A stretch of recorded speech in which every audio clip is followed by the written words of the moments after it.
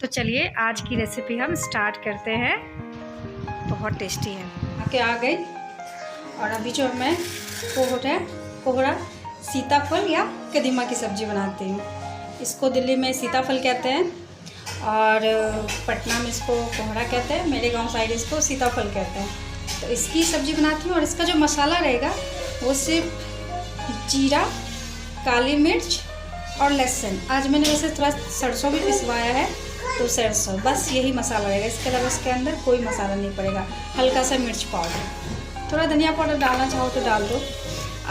वैसे इसमें जो मैं मसाले डालती हूँ वो सिलबट्टे पे पिसा हुआ डालती हूँ। सिलबट्टे पे पिसा हुआ मसाला मतलब इतना टेस्टी होता है और देसी स्वाद लाता है, जो खाओगे तो आप उंगलियां चाटते रह जाओगे।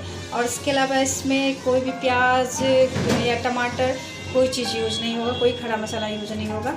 जो था काली मिर्च वो पिस गया है, बस इतना ही इसमें यूज होना है। तो चलिए स्टार्ट करते हैं।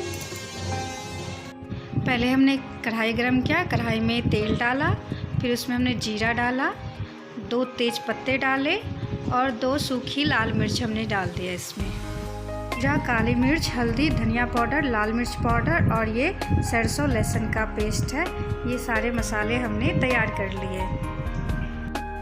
तेल जो है गर्म हो चुका है, उसमें हम वो सारे मिक्स मसाले और नमक, हल्दी पाउडर, ये दोनों चीज़ डाल करके और थोड़ी देर हम इसे भूनेंगे।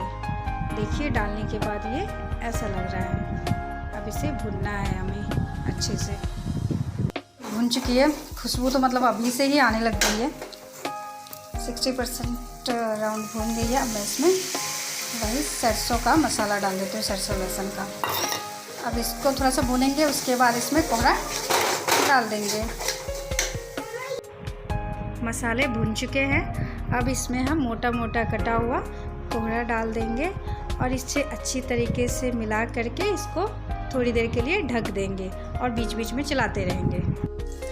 देखिए सब्जी अब ऐसा हो गया है, पूरी तरीके से कोहरा जो है सीज गया। दिखने में तो बहुत टेस्टी लग रहा है, खाने में उससे भी ज़्यादा टेस्टी लगेगा।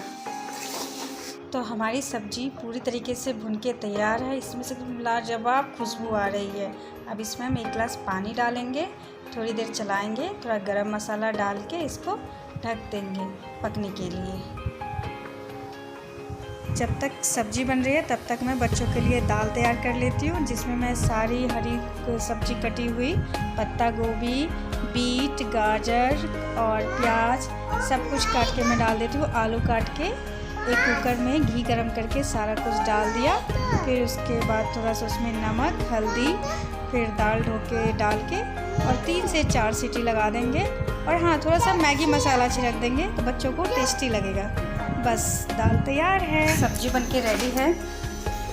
चलिए परोस देते हैं पतिदेव का। वाह! तो अगर आपको ये रेसिपी अगर पसंद आए तो प्लीज़ मेरे चैनल को लाइक कीजिएगा, सब्सक्राइब कीजिएगा, कमेंट कीजिएगा।